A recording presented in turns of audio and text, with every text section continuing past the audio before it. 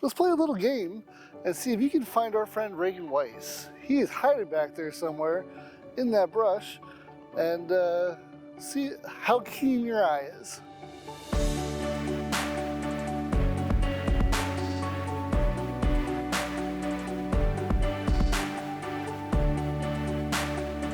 What's going on, contractor fans? Regan Weiss along with Nick Holmes. We are here in Spring Hill, Florida today on this beautiful waterfront property, Nick, right? Yeah, I think it's waterfront. I think it's waterfront too, but there might be a difference of opinion with others. VA doesn't think so. The VA doesn't think so. So guess what, guys? This is our first VA house loan. This is pretty cool. Nick, take it away. Yeah, so this has been an eye-opening experience, to say the least. Yeah. Along with about 800 pieces of paper we had to fill out, and the overall process we've been working on this since November. Yes, So, but you got to say the VA did approach you, and they said that you are paving the way. We are paving the way for the future developers and builders. Yeah, I mean, so we are on our second VA application now with another homeowner there, and the first half of the process did go a little bit smoother. Second half of the process was still not as fun. So I don't think any of this stuff is fun. A lot of people think that, you know, oh, we're going to build your house, or a lot of contractors will say, we're going to build you a barn, or we're going to build you a house, it's going to be seamless. Well, it's not. It's construction from all the way from the first day, from paperwork to even sometimes selections might even get wrong. It is not fun. The fun part is when it's done and you see your final project come to fruition, and then that's when all the happy stuff comes. So tell them about the size of this monster we're building. yeah, so this is going to be 2,500 square foot condition, just over 4,000 square foot under roof. Awesome. It's going to sit on this lot pretty far to the front. This is a really deep lot. Ridiculously deep lot. And He'll B-roll it and turn it around because it's really, really far. But what I noticed when I pulled up, and please stop me if I'm wrong, it already looks like someone might have purchased this property, had intentions to buy it. Looks like they brought in fill, and then what happened there? Who knows? yeah, so I mean, it's clearly already been cleared out in the front. And Right. somebody brought in some fill dirt and tried to lighten everything out. It's going to pose a little bit of a challenge for us, I think. Going out and actually testing where that soil's actually been sitting for a while, and if we can actually meet our compaction test. But it should save some money on actually bringing in more fill in, though. For sure. And Nick was alluding to that. I was alluding. I let him say it. I was going to say it. If you think about it, you bring in all this fill, and then now, which has been sitting there dormant for so many years, you get erosion.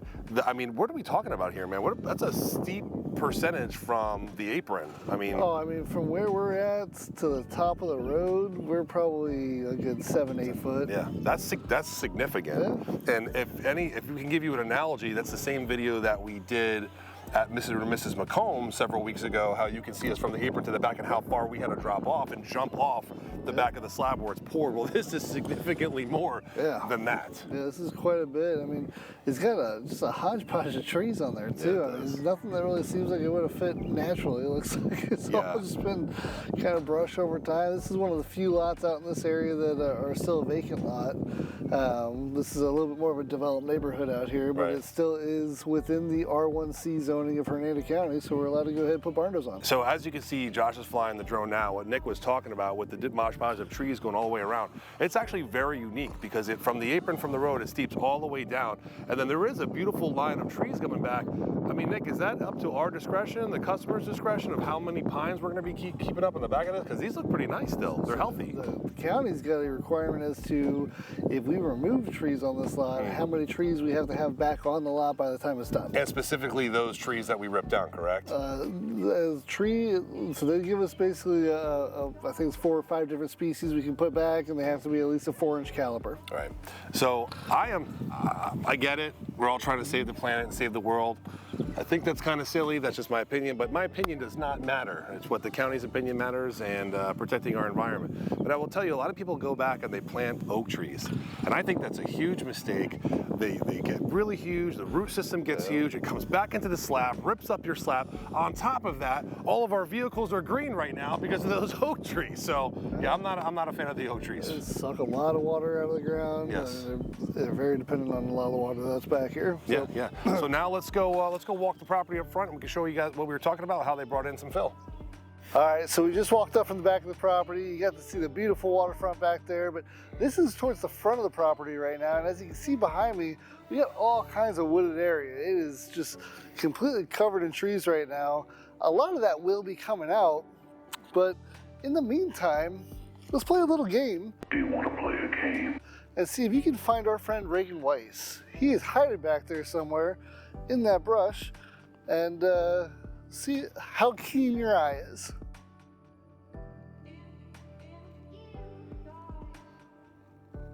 Can you see him now?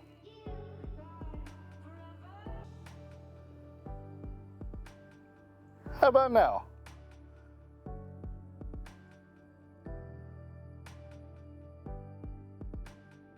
Five seconds left. 3, 2, 1. Hey Regan, come on out!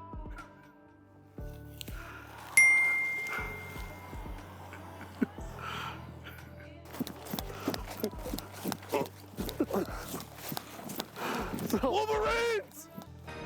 Wolverines! But this is an incredibly unique site. It's deeper than we're normally used to dealing out here. It's got the cool waterfront features out there. It's just an interesting spot that's still left in Brooksville. So I can't wait to go through this build with you guys. Dude. I'm sure you're excited to go through the build. I am beyond excited to go through the build. Not just that, we have selections. We haven't even begun yet. This is just the very beginning. So really quickly before we end this, what is the time period from signing to starting design process? It's always going to depend on what type of financing we're doing. However, in this case, we just got our VA approval. Okay, so the VA has physically written us the down payment check. Right. Okay, we've got that in the account. We ordered the metal building. We are about 3 weeks away from going into permitting, and then from that point, we're about 30 days from going ahead and actually breaking ground. So in about 7 to 8 weeks, construction start. That's awesome. Yep. And like I said, the whole entire time we're starting this process where we call it Follow-Up Fridays.